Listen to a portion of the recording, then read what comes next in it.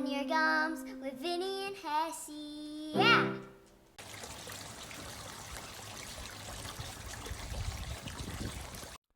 All right, y'all. Here we are. We are back. This is Flapping Your Gums. Super excited. Like we hit it up last week. We were talking about bringing on our guests. We have our guest here, Bob. So they're, like I said, one on the side. Vinny and Bob, they're in person too, which is kind of cool. So here they are. So if you guys are gonna hop on YouTube, you'll get to see him, the two of them sitting there. That he's got some cool stuff in the background. It looks like some maps and stuff that they'll probably end up talking about. If you're listening, well, just listen or hop over and check it out on YouTube. So, all right, well, welcome, Bob. This is he lives, I guess, what would be right behind Vinny. Correct. You guys share a wall, is that right? That's or correct. A fence or whatever's right there. So, so Vinny, we talked about it last week, bringing on, and Vinny had talked to Bob, and he's just kind of got a cool experience, and so we'll kind of open it up and let you guys kind of just hash it out. Let's see what we got going on. How you doing, Bob? Doing fine today. That's good. Hash it out. Like we talked about Bob when we were young, like when we first moved to Utah. He was our first PA visit there. He had a little office and did all of our physicals. He did all of our sports physicals. You did, like, our mom took us to you like for everything. And he was a big part of this community here in Richfield, and for a very long time as a PA there, and helped out a ton of people. I mean, I think he worked with me on my asthma until I was probably 21 years old. I think that's when he put me on Advair, and I've been on it ever since.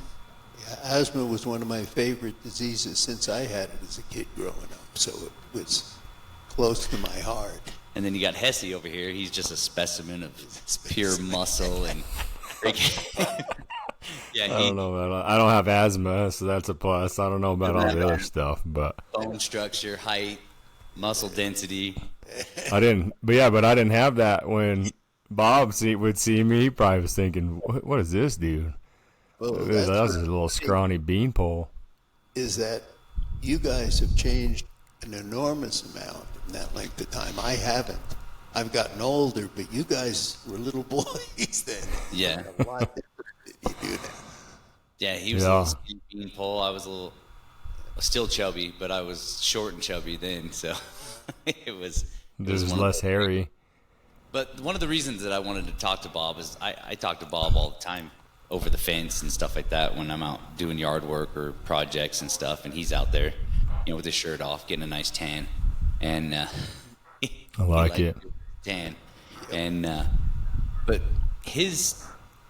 when we were kids and we were going to your office, we'd hear all the stories about you going to Germany and flying and stuff, and I feel like you're a very interesting person, and so we came up with some few questions, and I just kind of wanted to start. I just want to start from the beginning.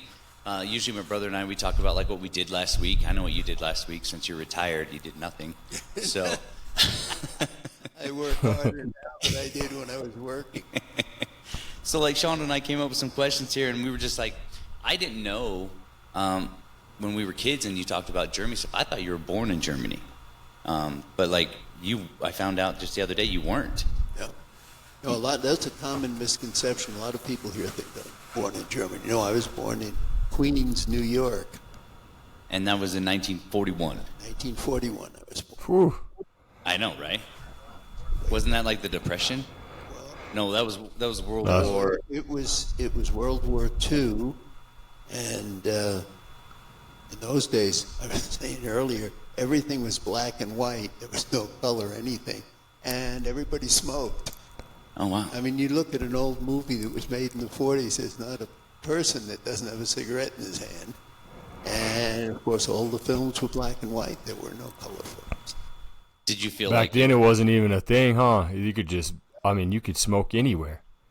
Oh yeah, I used to go down when I was little, like 7 years old. I used to go down to the store and buy my mother cigarettes for her, because my mother couldn't make it down to the store. She had congestive heart failure, and so I would do all the shopping. She'd give me a note and the money, and I'd go down to the store and get a cigarette, get the groceries, and Seriously. bring it back home. Dude, just write a note to buy my smokes. That's wild, man. And now, can you imagine now if you send a little kid for smokes, they'd go crazy. Oh, I man. think in Sevier County, I remember, I think when Sean was, what were you, 14? They dressed you up in my clothes. They told these kids, the cops got some kids gathered up. They were like, we're going to put you in your brother's clothes, or your sister's clothes, like older stuff. Try to go in and buy cigarettes or stuff from the store. I don't remember if you did it or not. I know you might have had some friends that did it, Sean, but Yeah, I don't. they would I try to remember it, but I don't think they were trying to make snitches, huh? Yeah. They took the kids in there and they'd like, oh, can I get a pack of smokes? But all they were doing was wearing older clothes that just bigger and baggier. But yeah, now you can't. They have to scan your ID and all that kind of stuff if you're buying any of that. So yeah, I mean that's a lot. That's 80 years of change right there. So, and that was that you were still in? That was in Queens. You That was said in Queens, yeah. I grew That's up in when a you were- town called Rosedale, Queens, and it sat right on the county line between Queens and Nassau County.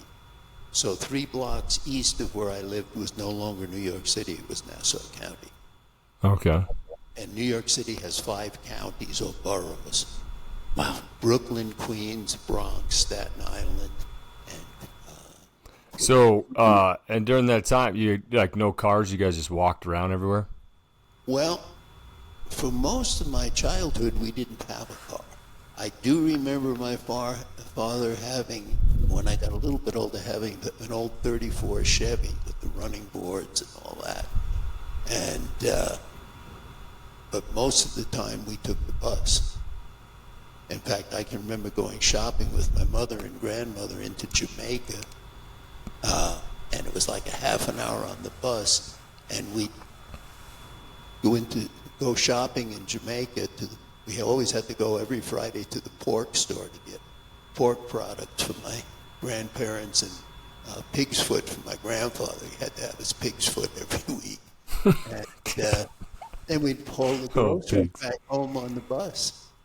And then what? Do you remember? I don't know if you remember that. How much was it for the bus? I honestly don't remember. It seems to me it was like a nickel on the bus, Okay. 5 cents on the bus in the old days. And then it went up really high, went up to 15 cents. 5 cents. Really high, dude. I mean, that's 3 times the amount for 15 cents. And then were your parents from Queens, or were they both from Germany? No, both my parents were from Queens, but they were from the other side of Queens. Queens is a pretty big borough, and I lived on the very east side, right by Nassau County, and they lived on the extreme northwest end in a town called Astoria, and it was basically almost all Germans. The Steinway Piano Company was there in Astoria, and so it brought a lot of Germans in to work at the piano company, the Steinway Piano. So both of them were from there. They didn't know each other growing up, but they were both from Astoria. But they were German descent, though. Oh yes. My mother's parents were both born in Germany Okay. and immigrated to the United States separately. They knew each other as little children in Germany and then met again in the United States. When my grandmother came over when she was 20, she got a job working as a maid for a wealthy German family in upstate New York. And the only people she knew in the United States were my grandparents. Okay. My grandfather and his parents. So she got together with them and they ended up getting married.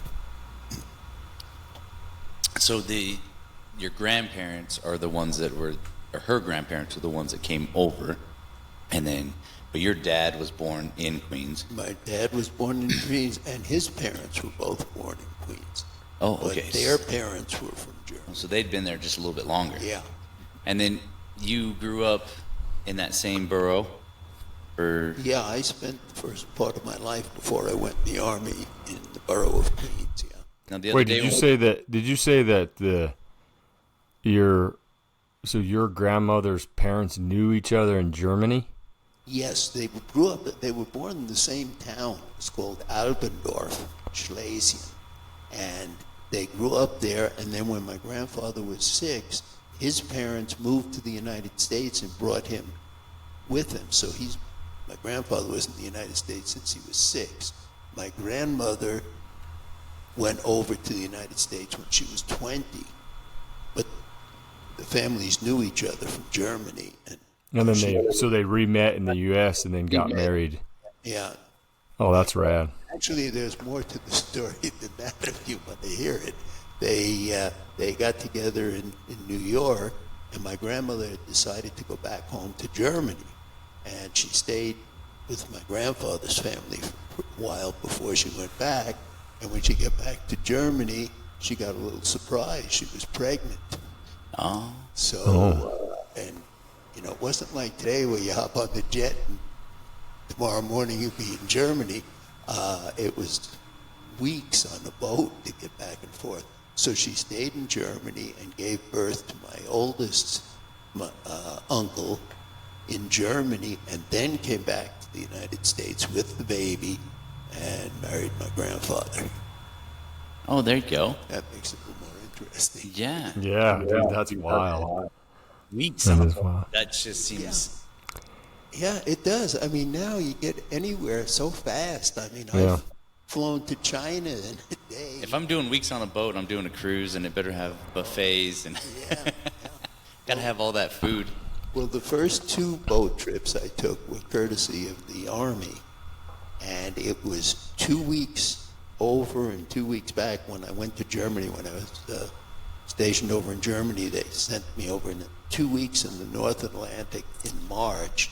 Stormy seas, freezing cold, rain, and that ship was just up and down for 2 solid weeks. And the food wasn't great either. I think that's still the same today. Yeah. Does like a lot of people getting sick on that boat when it's rough like that? Yeah, they were. And coming back was worse. I came back 2 years later to the United States, again on a boat. They weren't flying the troops in those days. And when I got to Bremerhaven, which is where the ship was in Germany, they pulled a bunch of us out. They wanted us to work in the kitchen doing KP, which is not a good thing. I mean, washing dishes and cleaning potatoes. So they asked, we're short of a couple of cooks. Any of you guys cooks in the military? I put my hand right up. Pick me. So I spent 2 weeks in the kitchen cooking. I never cooked in the military at all. I worked on heavy equipment. You just didn't want to do dishes. I just didn't want to do dishes. And Yeah. my thinking I was just a young kid at the time. My thinking was, hell, I can cook better than any of these military cooks can. So that's how Did it work out? You cooked pretty good? It worked out fine. Yeah, I've been cooking Good. all my life. I used to, when my older brother and the family would get together on Thanksgiving, they would be, when we were older and had television, they'd be watching football games on Thanksgiving. Right. I'd be out in the kitchen with the women cooking. Hey, it's all good. I like to cook. I still do to this day. I cook most of the meals. Well, that's really good. I mean, I try to cook. I just like going and hanging out, and like when we do Thanksgiving, we help Mom out in the kitchen mostly. We end up on KP duty at the end. Yeah. I Yeah. think we're doing. We don't do Vinny don't do shit. That's what you meant to say. I do dishes. I do the dishes afterwards. I We don't do. cook. Usually Vinny and I do get, but which I'm fine with. I'll stay out of the kitchen while all that prepping's going on and all that stuff, and then once it's all done and the dust settles, then Vinny and I'll come in and we do the mop up crew. Yeah. Kevin gets in there. We kind of get a little chain going. We get wash, rinse, dry. Put away. So, Oh yeah. so we try to help out that way and do that kind of stuff. So Bob, you said you got into the Navy. Is that correct? No, the Army. Army. How old were you when you did that? when you joined? I actually signed up when I was only 16, but they won't allow you to start until you're 17. You have to be 17 to start in the military. So I was all signed up, had all the papers signed. Of course, I had to have my parents sign because I was too young to sign for myself. And then I had to wait until my 17th birthday. So on my 17th birthday, I took the train into New York City and swore me in and went off the basic training on my birthday. Wow. On your birthday? On your birthday. January 27th of 1958, I went to the Army. And so when you signed up for the Army, what was there a war going on? No, what was going on was the Cold War in Europe, and that's where I ended up. Okay. I don't know if you're familiar with it, but after World War II, of course, the Germans lost the war, so they divided Germany up amongst the Russians, the Americans, French, and British. And, of course, I was in the American zone. The Russians had the big part of the division. They had the entire east part of Germany, and they were sitting on the east zone aiming their missiles at us, and we were in the west aiming ours at them. The British and the French and the Americans were. And that's where the whole thing came with the Berlin Wall and all that. I mean, it was a divided country, and we couldn't go into the east. They weren't supposed to come into the west.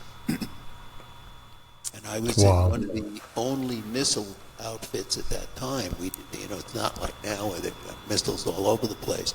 I was in a Redstone missile outfit, and the Redstone missile was developed by the German scientist von Braun. Werner von Braun, they captured at the end of the war and brought him to the United States, and he developed the Redstone missile, which was essentially the old German B-2 with USA on the side. So we captured and brought him back and made him work? They didn't exactly make him work. What happened is at the end of the war, the German scientists, most of them, did not want to go to Russia. They were afraid of the Russians. So they literally ran toward the American lines with their hands up, take me, capture me. Yeah. Oh, wow. Except Werner von Braun couldn't do that because he had a broken arm, so he was only raising one arm up. But he was glad to get here. I mean, they were really afraid because the Russians were not nice to the captured Germans. But then that missile that you said you were telling me the other day when we were talking about it, was it a hydrogen missile? The missile that I worked with was the Redstone. And most of our listeners have no idea what a Redstone is. Well, yeah, they're kind of obsolete. Nowadays, most of the missiles are solid fuel, but you still see liquid-fueled missiles on some of these launches for the space station. That steaming off the side of the missile is the liquid oxygen. Oh, okay. It's gas. But they fuel them, at that time, they fueled the missile with alcohol, which is a terrible waste of alcohol, I think. But anyway. Seems that way. Why fire a missile with it? But anyway, they fired with alcohol and liquid oxygen, and then they used hydrogen peroxide to get the reaction started, to get the pumps going, to pump the fuel into the engines. So it was a pretty complex project, and we were supposed to be a mobile unit. We were supposed to be able to fire this missile from anywhere in the German forests at the Russians. Well, that sounds fine and dandy, but you've got a great big missile, tanks of liquid oxygen, tanks of alcohol. I mean, they could have knocked it out with a BB gun. It was pretty, it wasn't like now. Now it's all in one unit. They set it up, push the button, boom, off goes the missile. But you guys had to mix it. You guys had we had to load. They had to fuel. I didn't do that, but they had to fuel up the missile with oxygen, liquid oxygen, and with alcohol. And the whole. You take what kind of alcohol was it? Just grain alcohol. Just like a whiskey? well, Or like a vodka? Something like a I 151 with never high heat. tasted it, but it'd be a lot like a high octane vodka. Yeah. It'd be Be like, it'd be a be pretty like, strong moonshine. it'd be like some moonshine. I wonder if did anybody drink it? I am sure some of them did because we had some crazy people in the military. I mean, some of the stuff that happened in the military you wouldn't believe. Oh yeah, I'll bet they got crazier after drinking some of that fire water. I can't see. I'm blind. It's like, well, stop drinking the moonshine. Stop drinking that fire water. It wouldn't surprise me at all if people tried to drink it. I mean, they did some crazy stuff. And so then you got into the Army, and then were you a pilot in the Army? No, I didn't start flying until after. I took my military benefits. They get the what they used to call the GI Bill, where when you are finished with your tour with the military, you're allowed certain educational benefits that the military pays for. So that allowed me to become a pilot. So you use the benefits. And how long were you in the Army? 3 years. Okay. 2 of the 3 years I was over in Germany. And the first year I was in the United States. I was at Fort Dix, New Jersey, and then Fort Leonard Wood, Missouri, and then Fort Sill, Oklahoma. And then from Oklahoma, they shipped us over to Germany for 2 years. And when you were in that Army, in that part of it, you were under an engineer? Is kind of where they put you as your job? Yeah, I was in an engineering company. The Army, the military in general, have different things. Some of them are infantry, and they're basically out there with a gun marching around. I was in the Corps of Engineers, and what I did is I worked on the equipment that's used to make the liquid oxygen. And these were mobile units. They were on a big 65-foot trailer, which we had to haul around into the forest with us and produce liquid oxygen on site for the missile. And I worked on that equipment. For 3 years, then you came back to Queens. I came back to the United States, came back to Queens, and I started, believe it or not, I started at New York Life Insurance Company as a computer operator. In the early days when the computers had punch cards. Okay. And they were the old IBM computers. And I did that for a short time, and I was bored silly. And I wanted to get an airline job because my wife at the time was from Germany, and she wanted to be able to go home and visit her family. And anyway, I finally left that job and looked for an airline job and started out in the airline business as a cleaner, cleaning airplanes. So I would empty the toilets and clean the carpets and clean the windows. Okay. And that still got you the benefits for your wife to be able to fly? Well, yeah, as long as you work for an airline, it doesn't matter what you do, you get airline. And did you meet your wife in Queens? No, I met my wife while I was stationed in Germany. Oh, nice. Yeah, and brought her over. In fact, up until the time that my second son was born, she spoke virtually no English at all. We always spoke with German together. And did you learn German in the Army, or did you already know it when you were living in Queens before? A little bit of both. We lived in my grandfather's house. My grandparents were German. In fact, my neighborhood was they were all German, Irish Catholics where I grew up. So most of the people that came to our house spoke German. So I heard it a lot as a kid. I don't remember speaking it as a kid, but I heard it quite a bit. And when I went to Germany and met my wife, she spoke no English, and it just started coming to me. It was very, very simple. And the next thing you know, in a couple of months, I was speaking German really well. And when we came back to the United States, she still didn't speak any English. And when my oldest son was born, she couldn't speak a word of English.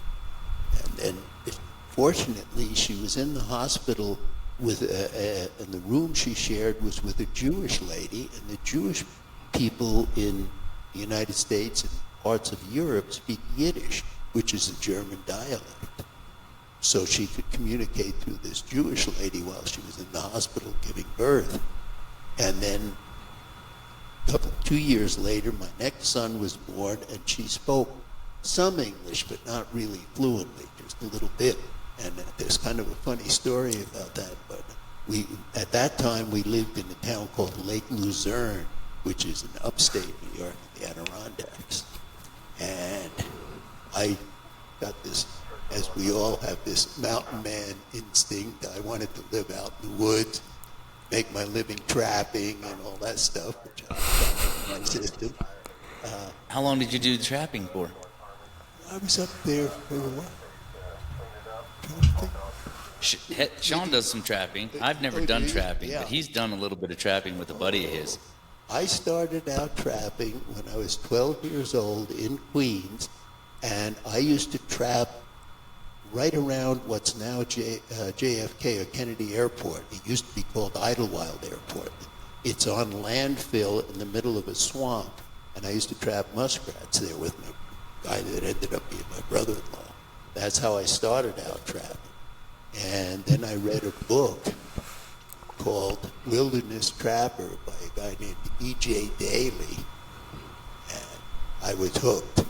I decided I was going to be a trapper. As we just go out there, just come back in with you're wearing flannel and you got an 8-inch beard, huh? Right after you go set a line. Well, when you just become a man. Well, at that time, I couldn't even grow a beard. Dude, but that's what I'm saying. After you go set a line on trapping, you come back a man. Yeah, so man. That's what you did then growing up. Because if I feel like you didn't have a lot of time to grow up, because at 16 you were signed up for the Army already. You know what I mean? So is that what you just ran around? I guess it's probably not near as packed as it is now. But so what else did you trap? Did you get paid? Well, when I got up to Lake Luzerne, they had all kinds of animals. And where I was in Queens, muskrats were usually the thing. You catch a possum once in a while. What did you do with them? Skinned them and sold pelts. In fact, there was a time when my brother-in-law and I packed up all our pelts. We dry them on racks, the muskrat pelt, and we took them on the bus and subway into Manhattan to the fur district, where all these, the fur district is basically controlled by Jewish people. And we took it around from one fur dealer to another in a cardboard box and bartered with these Jewish men for the price of the pelts. Oh my God! That's so. You're just cruising around with a box of pelts. 12, maybe. So you're 12 years 13. old, riding the subway in Manhattan, going, "Hey, sir, how many of these would you like to buy?" Oh, yeah, it opened up. So how much we give her? What will you pay us for an extra large prime pet? I'm sure these guys were laughing under their breath. Were they buying them? They bought them. Yeah, we sold them all.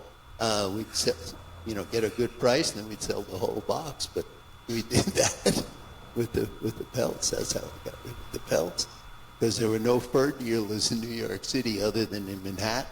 The fur district was the clothing district. Dude, that's awesome. Yeah, we try to catch. I'll go out coyote hunting, and then we'll set a line. We'll go out in the morning, we'll head out to go hunt for the weekend. So we run up, get loaded up, then we go set a line, and then leave it there for the weekend. Then we'll come back and check it. And it's usually we're going for, in this case, where we're going, it's like you go for coyotes and bobcats. Bobcats. So bobcats in Nevada go for some of the most highest prices on fur because they're super white.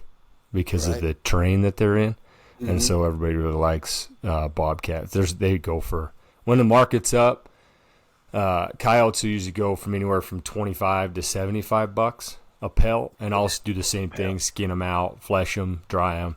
And then, but there's bobcats when the stock, basically kind of like stock market. It's like when China and Russia are involved, or whoever, when there's two countries that are fur selling, the price goes up. So they've had cats. I've had buddies that have gotten bobcats that were over $800 a pelt. Wow. Yeah, and they're beautiful. For the bounty, we got $25 for bobcat, $25 for coyote, $3 for fox, and 50 cents for porcupine tails. Oh, okay. They had a 50-cent bounty on porcupines. You had to turn the tail in to the. So if I'd see a roadkill porcupine, I was so poor I'd get out of the car and chop his tail off. So they do here in Sevier County. They do $5 for a raccoon tail. Wow, really? See, when I first came to Utah, it seemed like there weren't many raccoons at all. There are a lot of them now. So all of these porcupines and all that money, that the prices, that was all in New York. That was in upstate New York. They had bounty on them there. Yeah, they had a bounty on them. I wonder what the bounty is now. They probably won't even let you trap up there anymore. Yeah, oh yeah, I'm sure you can still trap. There are two wilderness areas in New York, the Adirondacks and the Catskills, and the Adirondacks is supposed to be forever wilderness. So there are no, in the part where I was, once you got off the paved road, you didn't cross another road. There'd be some logging trails and stuff, but there were no roads through there. So is it's public land still to this day? Yes. Oh yeah, so you could probably New go York up there. is an amazing state. They have beautiful lakes and a lot of mountains. And people say, well, mountains aren't high in New York. You have to look at it this way. Our mountains, 10, 11,000 feet, but we're sitting at 5,300 feet here. Yeah. So there's not that much of a difference. New York State, the highest mountain in New York State is Mount Marcy up in the Adirondacks, and it's 5,300 feet high, but you're starting from sea level. Yeah. All right, so it's about the same, So 5 to 5. Effectively, 5 to they 5. look as big as these mountains. Yeah, the number's not very high, but they look visually. They're they just look as bad. big. Yeah. Yeah, Hessey's got some still waters up there where he's at. I don't know what the altitude on that is. Well, there's a couple different ones, but yeah, the Stillwaters, if you get up around the other side, they got like the Clan Alpines that get up pretty tall. There's like a Pilot Peak, which is in Mina, just outside of Mina. I think it gets up right around, I want to say it's close to 10,000 feet. It's like 9.8 or something like that. So all your your elevations and stuff like that are similar to ours. Yeah.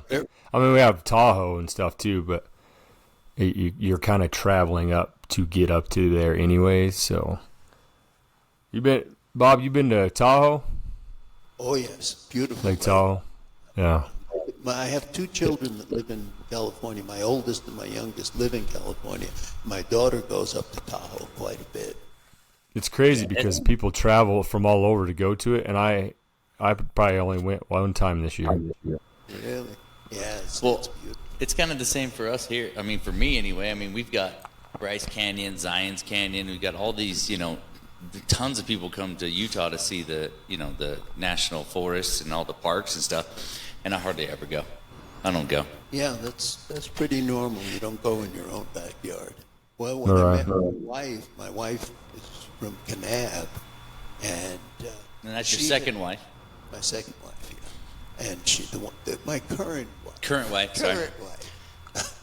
Anyway. He's a Utah and he's got 2 wives just like me. No doubt. Uh-oh. Yeah, it's the way in Utah. Yeah, and that's a story in itself, how I met her. We'll talk about that later. But anyway, she grew up in Kanab. She was born in Logan and grew up in Kanab. And she had never been to Bryce Canyon, never been to Yellowstone. Didn't you travel? I've never been to Yellowstone. Haven't you? No. Say, since she married, she's traveled. You've never been there either? I've never been to Yellowstone, nope. I like the show. Yeah, the only problem. It's in Montana. It would have been, it was nice when I first went there, but too many people. All these parks are so overcrowded now, it's not fun anymore. It's like going to the Grand Canyon. It's busloads of people. That's not how I picture it. But anyway, since we got married, my wife and I've had her travel all over the world. She's been everywhere. But she hadn't traveled much at all before she. I think I agree on that too, Bob. Like I'd rather just go out head up the Stillwaters on my own, like, because there's nobody up there. It's not going to be as like, oh, you're at Yellowstone or the Grand Canyon, but like I said, there's no people. Right. Right, but you're going to see a lot of, like, we see a lot of the same stuff, just like when you and I went elk hunting. We saw elk and we saw wildlife. We saw that coyote. We saw tons of wildlife in our backyard instead of, on my route. So, but I feel like when you go to like those places, like, you don't see none of that because all you see is people. Except for Yellowstone, but then you can just watch stupid people try to go up and pet wild animals, which is that's got to be something to watch. It used to be, I started camping with my parents when I was a kid. We'd go camping. Sometimes we wouldn't see anybody else. Or we might have one other camper down the ways. Now it's like a damn zoo. You might as well stay home. There were kids with motorbikes racing through the campgrounds and people backing in big trailers. And, if you want all the luxuries of home, stay home. Yeah, I agree. We used to camp in a tent. Now the only people that camp in tents are homeless. That's what we did to do that. But that's what we did. That's what it is, dude. It's glamping now. Yes, glamping. Yeah. Glamping. Yeah. My brother-in-law and I used to, that's when we lived in Queens, when we were kids, we used to go a couple times a year on hikes. And, of course, you don't go on a hike in Queens, you've got to go upstate somewhere. So we would go to Bear Mountain State Park, and the Appalachian Trail cuts across Bear Mountain State Park. And, of course, it goes all the way from Maine to Georgia. It's a pretty famous trail. It crosses the Hudson River at a place called Anthony's Nose into Bear Mountain State Park, and then goes across the park. So for he and I to go camping, number one, you didn't have dehydrated food in those days. There was none. Didn't have these fancy backpacks. Just had a regular rucksack. And we would get on the bus in Rosedale, where we lived, take it into Manhattan, get off the bus, walk for a few blocks over to the Hudson River, get on a boat called the Hudson River Dayline, take it upriver for 3 hours.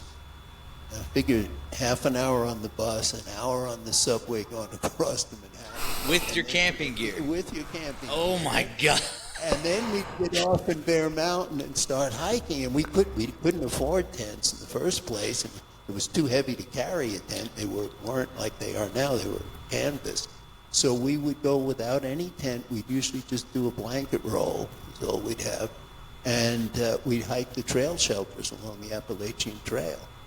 A trail shelter? Yeah, they had trail shelters that were built, I think, back in the 30s when they had this WPA project where they gave unemployed men jobs to build things and do things for the country. And they built these, and they were built out of native rock, and they had a corrugated metal roof on them, and usually had at least one fireplace in them, and an open front. So it was a man-made cave. Yeah, it was like three-sided, and they were usually up on top of a mountain someplace. And we used to hike from one trail shelter to the other. So what season did you do that in? Summer. Summertime? Yeah, much snow in the wintertime. Yeah. So then did you, so wood, what, you just like, you did, it was already cut up, or you just drug some logs over there? We'd just pick up deadfall and stuff, and there was always branches and stuff that we could make a fire with. Yeah, no, nobody cut the wood and left it for us. What did you take for food? Being you didn't have, you don't have the ready meals and the dry foods and canned food, and I hate to say it, Spam. Dude, Vinny will love that. Did you have some beanie weenie, or what are they called? Vienna sausage. No. The only stuff that would be in cans that wouldn't go bad because it was summertime. I feel like the Vienna sausage is bad as soon as you open it. Dude, Vinny was smashing on a Vienna sausage when we were up hunting elk, and it's got like this, just all gel on the end of it, dude, and he's just eating it away. Oh, what? Dude, it's Cannon nasty. got after it too. Cannon ate his yeah. first. Oh, Cannon I was couldn't do excited to it. bust his open and eat his. I'd so rather we do have Spam. I can't believe that I ate Spam. I mean, I wouldn't eat it now if I'd have to be starving. our dad eats Spam. Dad still eats Spam to this day. Dude, I'd have to be starving to Man. eat Vienna sausages, but Vinny just gets after them, dude. He loves them. Oh, man. There's a lot to watch. They're salty. They're good. Some things you just can't unsee, and that's one of them. Well, I used to love liverwurst. That was my favorite thing. Liverwurst on rye bread with mustard was my favorite when I was growing up as a young person. I used to do Braunschweiger. A Braunschweiger liverwurst, so it smears. The Braunschweiger Yeah. smears. So is it the same thing? It's just It's liverwurst. So yeah, Braunschweiger liverwurst is made a little thinner so you can spread it on like peanut butter on Yeah. bread. And they actually have liverwurst that they slice like bologna, and you can put the slices on. But then they up in Salt Lake City, up at Siegfried's. I don't know if you're familiar with Siegfried's Deli up there, but No. it's a German deli. There were two German delis when we came to Utah. Siegfried's and Mariani's, and one was on 2nd South and the other one was on 3rd South, I think. But anyway, we had a friend that worked for Siegfried. In fact, my ex-wife, my first wife, worked at Siegfried's for a while. And I went in the back. They make their own sausage. They have their own smokehouse. And this woman was a butcher from Europe, from the Czech Republic. And I watched her make liverwurst, and I have never eaten it since. It is absolutely disgusting. Unbelievable. And I love sausage, and I wouldn't want to see it made because it's not pretty. No, some things, that's it right there. Some things are better left. You just ruined it. Just by my knowing. kids try to do that to me all the time. They're like, "Do you know what hot dogs are made out of?" I'm like, "No, and I don't want to." No, Yeah, you don't. everything. They're made of a little bit of everything. Over in Germany, they're big on sausage. They're like brats and stuff over there, huh? Like them big old ones. The real bratwurst over there are really, really good. This stuff they sell here that they call bratwurst is not that great. But No. Really? Well, that over there is probably real, too. It's probably legit. So you came back from the army. You did some trapping as Well, a let's, mountain. yeah. And then the air, we were on the air. I think we kind of got off on that a little bit. We you got got on a a little job tangent. working for So the you were cleaning. airport? Yeah, he was Yeah. cleaning Cleaning planes. You airplanes weren't a for- pilot yet. no, I was cleaning planes for Eastern Airlines. They've gone bankrupt. What happened is they had a big strike. I got laid off and never got called back. They went bankrupt. That was the end of these. That's the period when I went up trapping up in the Adirondacks when I got laid off. So you're like 20 years old at that time? Yep. Yeah, I was exactly 20 when I got out of the military. So anyway, I trapped for about 2 years, I guess, up there in Lake Luzerne, and I was starving. I mean, I'll tell you how bad it was. My son that lives here in Ridgefield, who just turned 60, when he was born, I went up to the hospital in Glens Falls to pick my wife up, pick the baby up, and the lady in the business office calls me in and she says, "Mr. Nentridge, you owe us $600. You can't take your baby home until you pay." Wow. And I said, "Well, guess you're going to have to keep the baby." Oh, 'Cause man. Oh, Guess he's staying, huh? That's how poor I was. I mean, if you're that poor that you're cutting the tails off animals for 50 cents. On the side of the road, huh? Well, that's crazy. Well, first, what sticks out of that too is it was $600 to have a baby. Yeah. Dude, you can't even walk into a hospital now under $600. $600. No, things have changed a lot. But anyway, so then what happened, how I got back to the city is I came home. We were living in Lake Luzerne. By this time I had 2 children, 2 boys, and I went back down to the city on the bus because the car I was driving wouldn't make it to the city. I was driving an old 51 Ford with that had been in an accident. The whole side was caved in. And I had the doors tied shut with a rope because they wouldn't stay shut. It was a 51 Ford car? A Ford car, yeah. Car? Okay. Because Kevin's got a 51 Ford truck.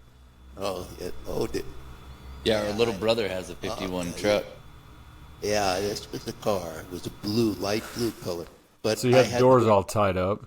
The doors were tied up. It had no starter, so I had to park it on a hill, run it down the hill, jump in, put it in second, pop the clutch to get it going.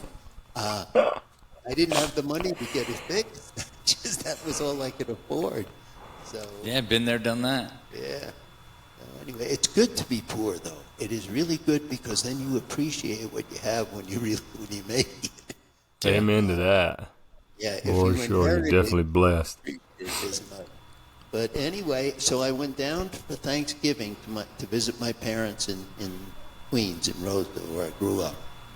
And my friend and kid who grew up next to me came over to visit me, and we got talking. And I said he was working for an airline called Trans-Caribbean. And I said, Jack, I'd do anything to get back here and get a job with an airline. I said, I'm starving up there, and I'd really like an airline job. He said, hey, they're looking for a crew scheduler at Trans-Caribbean. I said, what the hell is a crew scheduler? I never even heard the term. So he said, you could do it. I said, how can I do it? I don't even know what it is. He explained to me about scheduling flight crews and all. And he said, you could do it. He said, just tell them you did it in the Army. They won't know. So I went in for an interview to the airline for an interview with the chief, the head of the department. I didn't even have any good clothes. I had a flannel shirt. There's your flannel shirt, Hessey. There's a flannel shirt because you'd be wearing it trapping. Wearing a jacket. They didn't have anything. Wow. Anyway, I went in and got this job interview, and you hate to lie, but I was desperate. I scheduled in the military. They hired me just on the interview. Fortunately, I interviewed pretty well. That's good. But they hired me in the department, and within 3 months, I was in charge of the department. They made me the manager. So you went from the bottom to the top in 3 months. In 3 months. The guy that hired me, who was the head of the department, who did the interview, got promoted to assistant operations manager, so there was a vacancy there. And even though all the other guys had been there a lot longer than I had, they chose me to run the department. So by doing that, I was working with the chief pilot, and one of the guys in the department was taking flying lessons and learning to become a pilot. And I was kind of looking over his shoulder when he was studying. I could do that. I know I could do that. And he turned around to me, and he was a very arrogant kid. He said, you couldn't do this. There's no use you even look at me. Boy, that's all you have to do is tell me I can't do it. I'm going to do it. So It's on now, huh? I had no money. I mean, I was as broke as could be. And I finally managed to get some money, get a loan, and start learning how to fly. And I can still remember my first flying lesson. It was one of the pilots from Trans-Caribbean who was trying to build up flight time, and he was a flight instructor. He said, hey, Bob, if you rent the airplane, I'll give you free flight instruction. So he said the magic free word. So anyway, I went up with him, and I can still remember it. He did the takeoff, and we got up to a couple thousand feet, and he just put your hands on the controls. He said, okay, you got it. He let go. I thought the damn airplane was going to drop out of the sky. I had never flown before. And anyway, he taught me all the basics. He basically taught me how to fly for free. And then I started using my veterans benefits. And they paid for everything. The military paid for everything. So I got a commercial pilot's license, instrument rating, multi-engine rating, and a flight engineer's license, all paid for by the government, 100%. Can't beat a deal like that. No, that's no, perfect. that's awesome. Great. That's putting it to You know, good use for sure. Absolutely. I mean, I could never afford to do that one. So anyway, I got my licenses, and then the next time they hired a class of pilots, in those days you had to have a pilot's license, as I said, commercial, an instrument, a multi-engine. You also had to have either a navigator's license or a flight engineer's license, so they wouldn't even talk to you. Because in those days, all the airplanes had flight engineers on them. Very few that are left. One of them I can think of is like Air Force One has got a flight engineer. The big 747s have. And some of the third world airlines that fly 727, 707. So that's where you have your pilot, your co-pilot, and the guy that sits in the back is the guy that sits sideways behind the co-pilot or the right seat Right. is the flight engineer. And their systems were so, they had such massive systems, they needed a third guy, and he had to be a pilot as well. So then you'd switch off with the guy in the right seat flying the airplane. But now it's all computerized. I mean, I was in the cockpit of an airplane a couple of years ago. I had a woman captain, and I got chatting with her. She invited me up to take a look around. And I said, there's no way in the world I could fly this thing. It's like a computer game. It's got a joystick and a computer screen, and that's it. It doesn't even have like the No instrument. yoke or whatever it's called. It doesn't have like a yoke that I'm used to. Some of them do, but the Airbuses have a joystick. So what's the difference between an Airbus and an airplane? Well, Airbus is made by a company in Europe. It's just the name, The name of of it. the company, and then Oh, I there's see. Boeing here. It used to be McDonnell Douglas, but they're out of business. It's just Boeing. So that's a couple years ago. She invites you into the cockpit, which is Well, yeah, and it wasn't in flight. We were on the ground. oh, I see. Yeah. I was gonna say after 9/11, I didn't think they let anybody in there. No, No. In the United States, we never did. When I flew for the German airline, I flew as a flight engineer in Germany. I'm licensed in Germany as a flight engineer as well. When I was over there, we used to invite people up to the cockpit. As soon as we got up to cruise and put it on autopilot, one of us would make an announcement. If anybody wishes to come up to the cockpit and see, they can. They'd line up in the aisle and they'd come in and ask questions. Seriously? Yeah. How many people would usually do that? Maybe 8 or 10, maybe. Wow. That's pretty cool. That's crazy that how I've only now it's flown a like few once that door locks, that thing's locked till the end of the flight. Yeah, it's a whole different world now. Yeah, you'd never let anybody in the cockpit now. No way in hell. But over there we did enjoy. And how long were you a pilot? Like once you became a pilot, right, for that company, then I started out, let me think when I started. Started learning how to fly in 1965. I got my first airline job the very tail end of 67, almost into 68, before I actually got a pilot job. And then I flew until 74 with a couple of layoffs in between because the airlines are up and down. What'd you do in those layoffs? Did you go back to trapping? I didn't know, but I did all kinds of terrible. Go back to that fur sailing. I hired on with a moving company. I mean, I would do anything to make a buck, and I was out of work. And this was on Long Island, and I hired on with this moving company. And these guys were total idiots. I mean, how they ever said this. But anyway, I mean, we were moving an office to a different building, and they took all the big stuff out, and then they came out with all this little stuff and put it in the van, and then they didn't have room for the big stuff, and it started raining, and it was just a complete disaster. So the guy who was paying for the move, the guy who was moving his office, comes up to me and says, "Can I ask you something?" I said, "Yeah." He said, "What the hell are you doing with these people? You don't belong with them. You're different." So I said, "Well, this is not really my job." I said, "I fly airplanes, but I have to make a living." And he's like, yeah, it shows. So he says, come on down tomorrow. I got a guy in the next building over that needs help. And they put me in a warehouse, a toy manufacturer, and made me the manager there because they needed help. And I worked there for a while.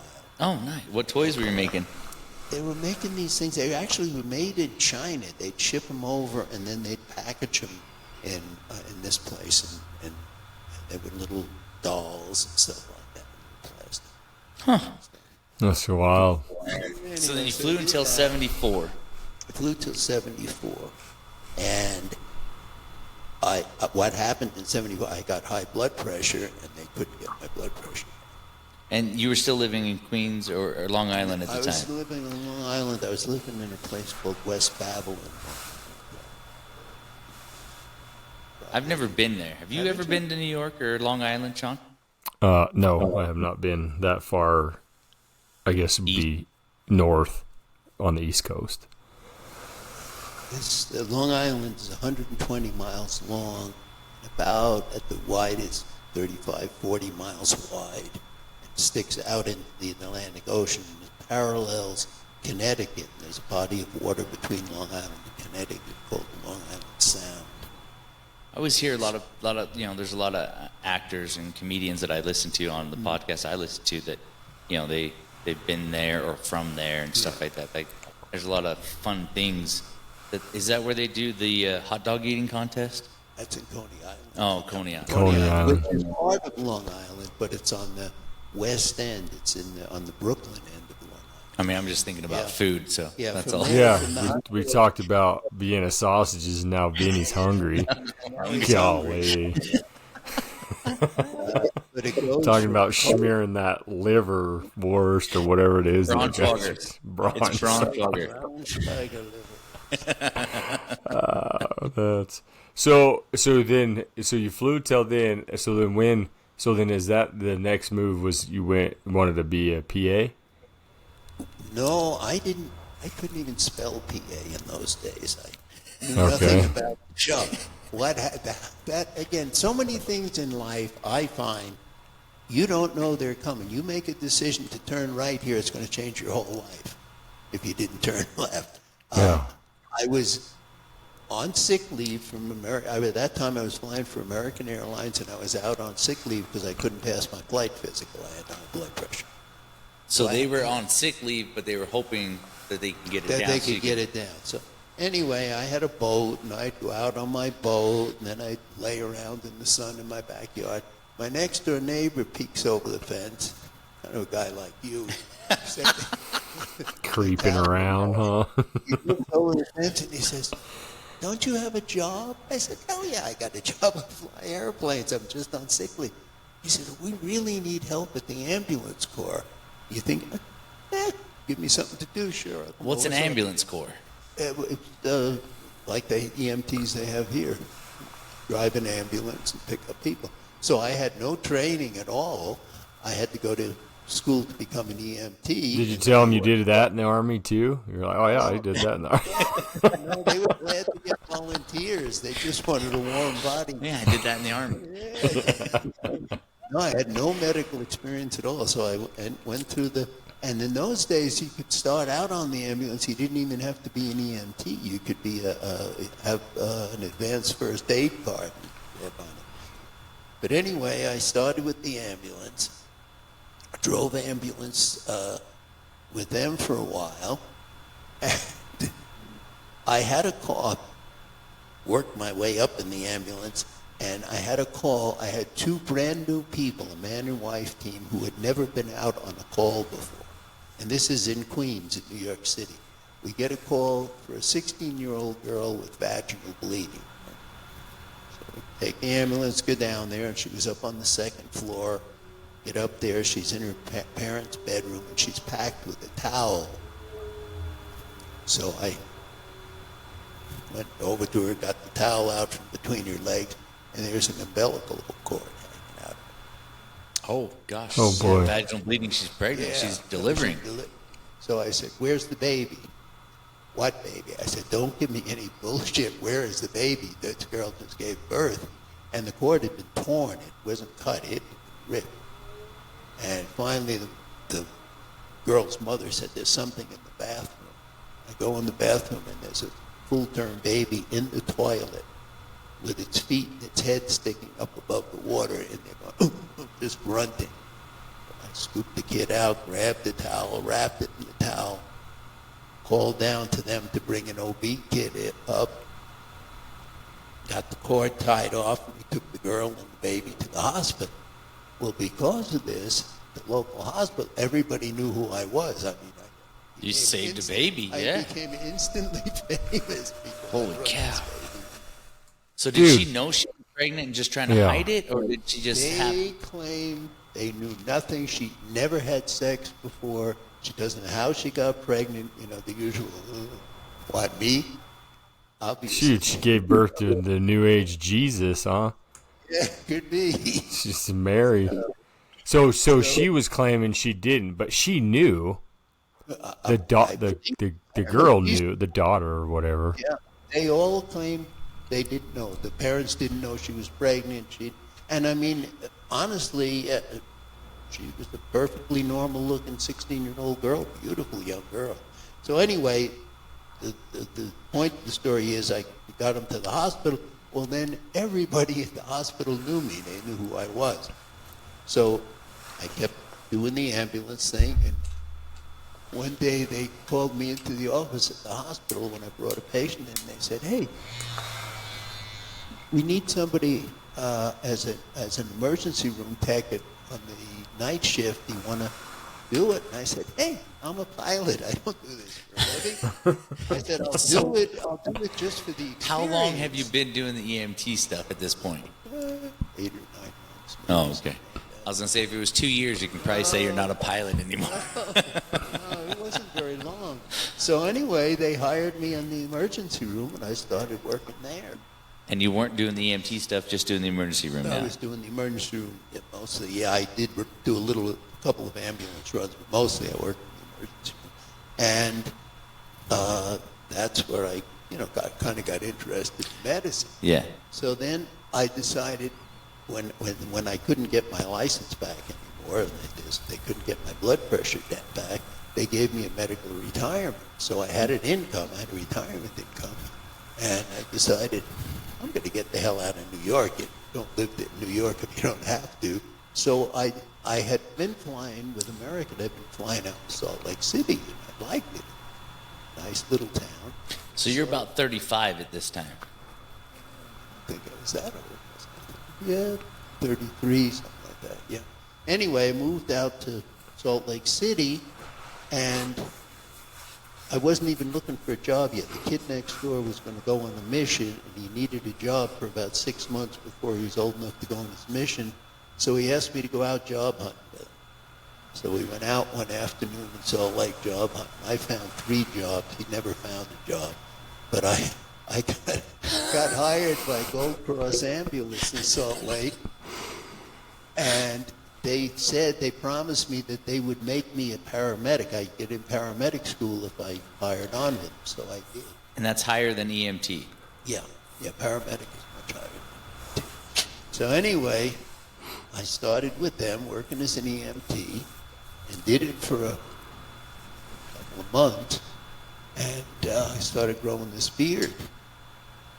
And they called me in the office and said, Bob, got to shave your beard. You can't have a beard. I said, well, this job isn't worth me shaving my beard off. I've always wanted to have a beard. I'll keep the beard. I'll give you my 2 weeks. I'll see you. And big deal. And I went home. That night, I get a call from one of the doctors at Cottonwood Emergency Room. And he says, hey, we heard you just quit Gold Cross. I said, yeah. I said, come on down in the morning. This was at Cottonwood Hospital, Cottonwood Emergency Room. I said, come on down in the morning. You got a job. We'll hire you as an emergency room tech. So the same thing you were doing in Queens, now you're doing it here. Now I was doing it here. But they you knew got me. to keep a beard. So I got to keep my beard, and they said, we don't care if you have a beard, and they hired me. So I started working with them, and Intermountain Healthcare, who owned the hospital, sent me to nursing school. I went to nursing school. And they paid for it. They paid for it. So there you go. All my education has been paid for. I haven't paid for it. There you go. But anyway, so they gave me a scholarship for nursing school. I went through that for a year, and they wanted me to keep on going for my RN. And one of the doctors says to me, "You don't want to be a nurse. Why did you apply to the PA program at the U?" And I knew nothing about it. Yeah, okay, so I threw an application in, got an interview, and into the PA program. Now the PA is physician's assistant. Assistant. All right. Anyway, that's how I got into the PA. How long did that PA program take? 2 years. Okay. And then after you finished your PA, then did you still work at Cottonwood? No. I had to stop working. When I went to PA program, they wouldn't allow you to work at all. It was a full-time program. Oh, okay. Morning till late at night. But anyway, yeah, that's how I got into the PA program. And how I ended up in Ridgefield is one of my classmates ran the clinic in Bicknell. And he needed coverage for the clinic and asked me to come down and cover it. And when I did that, they offered me a job at Ridgefield. And I was the first family practice PA in Sevier County. So was that your Bicknell was your first PA job? Oh, no. I worked up in Salt Lake City. I worked in Taylorsville for a while. Then I got a better paying job with Kennecott. And finally I ended up at Hill Air Force Base working in their clinic. And then that's when I came down here. Came down to Bicknell. How long did you stay in Bicknell? Was it just a couple days at a time? Oh, yeah, it was just, no, it was like a 3-week stint to cover his leave. So for people that don't know, Bicknell's a town of like 600 people. Like it's a small little town that has a little clinic in it. I deliver to that clinic actually right now. Oh, do you? Yeah, and it's got the clinic, the pharmacy, and a dentist all in one building. So yeah, it's a small little community down there. I mean, it covers the entire county. Yeah. But Bicknell itself is pretty small. I've done some light beer, but it's just the ultras for me don't have as much of that. What do you call it? That Beer taste. it's beer taste, yeah. And I like No, there's a word for it. What's it called? beer taste. What's beer made from? It's just that you don't like that hoppy, the Yeah, hop it's taste. not very. Yeah. Yeah, and some of them are too hoppy. I mean, some of these IPAs, the hops are way too much. It overwhelms the beer. I love Oh, yeah. beer. I love drink, Some of them are like they have ratings on them, and they're like super. Samuel Adams. Yeah, that's a dark one, isn't it? Yeah, I like heavier beers. The beers over in Germany. That's because you're German. Yeah. They're pretty heavy over in Germany. And Yeah. everywhere they have draft beer, and it's really good draft beer. When I was a teenager over there, when I was dating my first wife, we used to go to the guest house in the little town that she lived in. It's one guest house that you go to. And we'd sit there with the other teenagers and order a beer and sit there and nurse the beer so we could watch the television. They only 'Cause had that was- one television in town. In the town? Guest house, yeah. They had, when I lived there, they only had 2 telephones in the town. That's another story. When I worked over there and lived in this little town of Hoppenbach, the only phone, there was some rich guy that had one, and then they had a phone in the post office. And that was the only phone in town. Yeah, that was the one. So was it considered a pay phone, or did they just let you use it was just it? a regular, no, they had a little, trying to think, a little timer on it. And they'd charge you by the zone, depending on where the call was going to. Okay. And the zone versus how many minutes you spoke, and then they'd give you the bill. Oh wow. That's So wild. it was a pay phone basically, but they just made up their own Well, time. yeah, I mean, it wasn't like you put Right. coins in like a regular pay. Yeah, the lady from the post office, the post mistress, would ride down to my place on her bicycle, because I used to get the calls for my trips through crew scheduling from Frankfurt. I lived 100 miles south of Frankfurt, in this little town of Hoppenbach. And she'd come and pound on my door for me to come up, and they'd call back. So they would tell her. Yeah. She'd go get you, and then you'd go up there and wait for them to call back. Call back with my flight assignment. She should have just taken a message and been like a secretary. You could have given her a few pesos or whatever, and just been like, here, just write it down when they call, and then just come tell me what it is. No, they had to talk to me personally. Oh, wow. It's man. Interesting, man. I mean, think how primitive that is. Very primitive. Very primitive. How far was the bike ride for her? Oh, not very far. Maybe a block and a half, 2 blocks. Did you give her any? Did you give her a nickel for doing that? I didn't have. So was she ever mad that she had to come do that? No, not at all. No, she was just. In fact, her husband raised rabbits, and every once in a while she'd come to my door and knock, and she'd have a rabbit. He's got to move the mic closer to his mouth. Make up to your mouth. Oh, There you go. There you go. Sorry. Anyway, so She'd bring you a She'd rabbit. bring me one of the rabbits. Yeah, her husband had these rabbits, and they raised them and killed them for food and for the furs. Furs. Dude, I love rabbit curry. Dude, I've never had rabbit. Oh, You dude. like curry too? I like rabbit curry. Yeah, it's so I've good. had curry, but I don't think I've never, I've been to an Indian restaurant in Salt Lake, but I've never been. The key We got a to friend curry- that's, yeah. Go ahead, sorry. The key to curry is the chutney that you put with it. What's You gotta chutney? That's the stuff you eat along with the curry. Otherwise, curry itself tastes like crap, but the chutney brings out the flavor.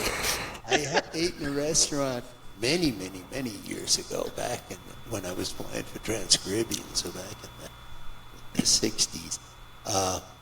Down in Aruba, I went to a floating restaurant in Aruba, and it was an Asian, an Indian restaurant. They had curry with 32 different chutneys in little bowls. So is chutney like bread? Crackers? No. It's Danette makes it. We've got a couple kinds. We've got plum chutney. We've got peach chutney.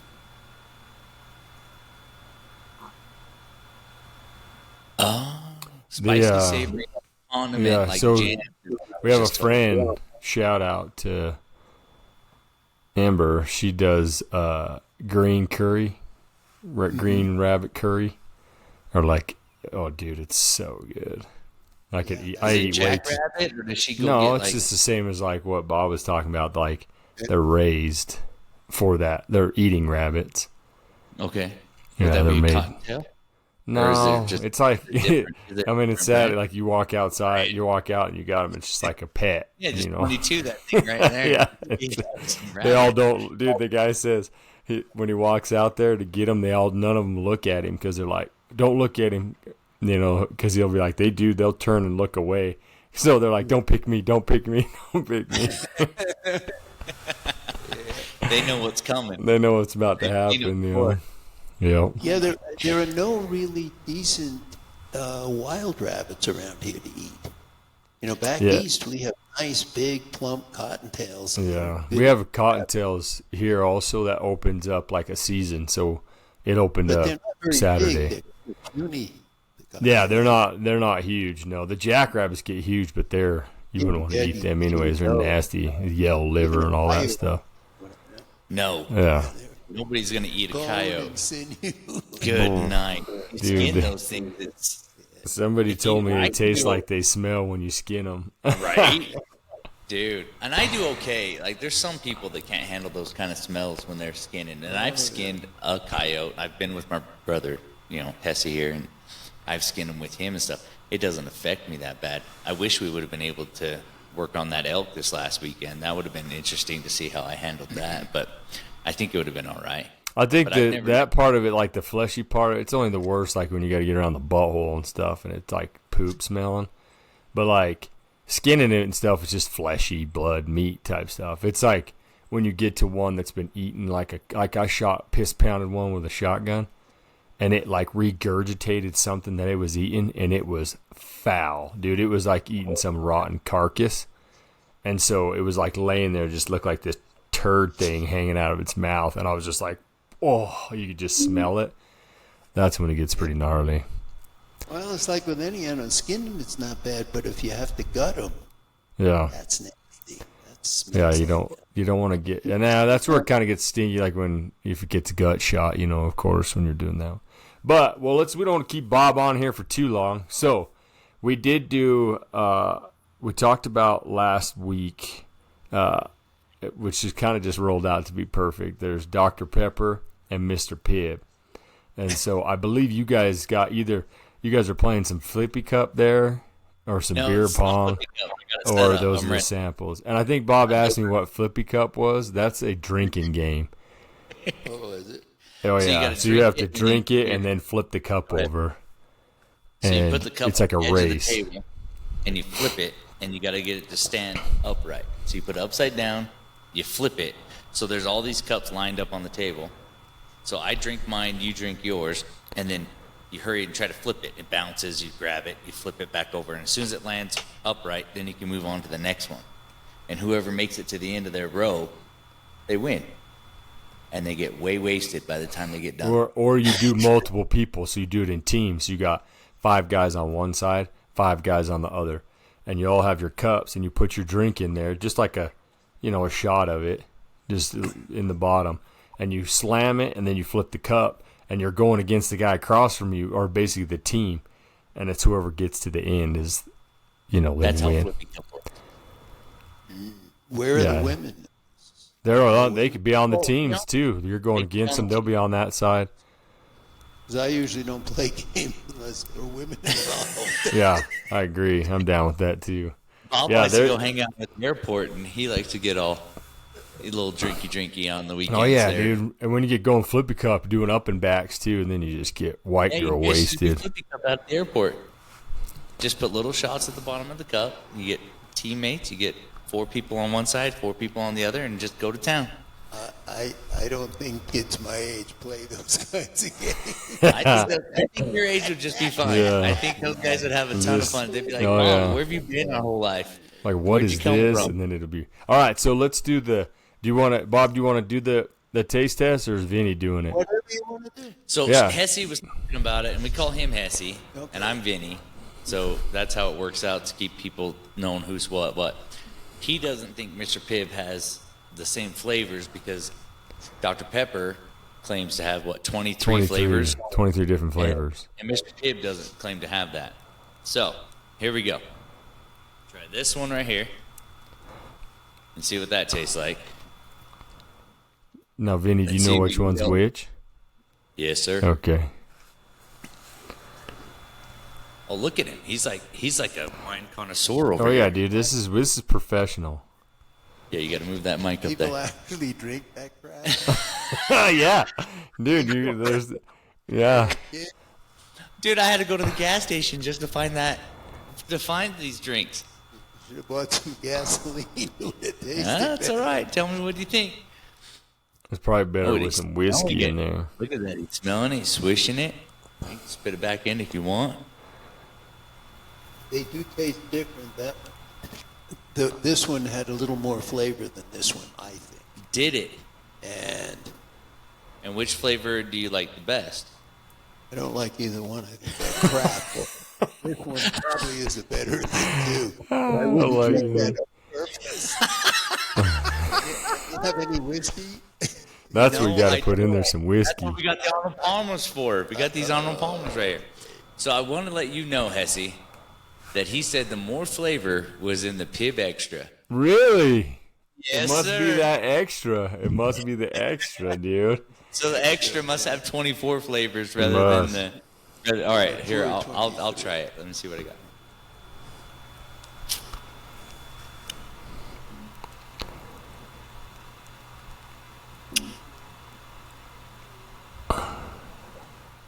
I can't Just believe testing. people drink this crap. Oh yeah. Yeah, definitely. This one is way more sweeter. It's got a little more Got a sweet to little it. more flavor. That's the Mr. Pibb Extra. That's Mr. Pibb Extra right Well, there, you bro. have it. It must be the extra. So if you All guys right. want to get on, check it out. Yeah. See what you go find some Pibb Extra and find some Dr. Pepper. Give us a little taste test. Check us out Yeah. on YouTube, and let's hear some comments on that stuff. Yeah, and also, yeah, thanks for everybody hopping on, listening. Bob, thanks for coming on with us. It was super fun.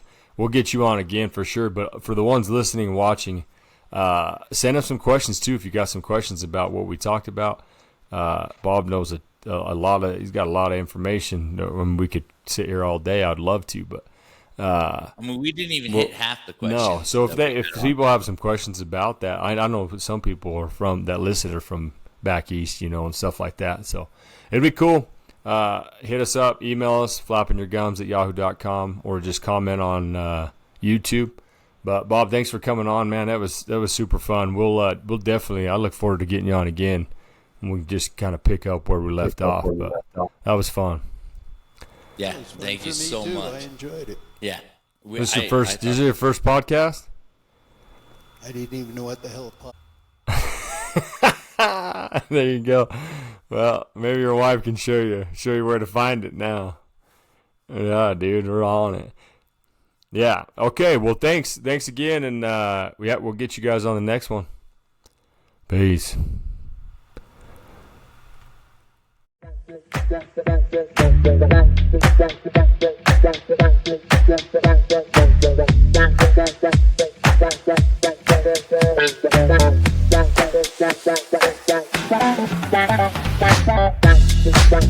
Thank you.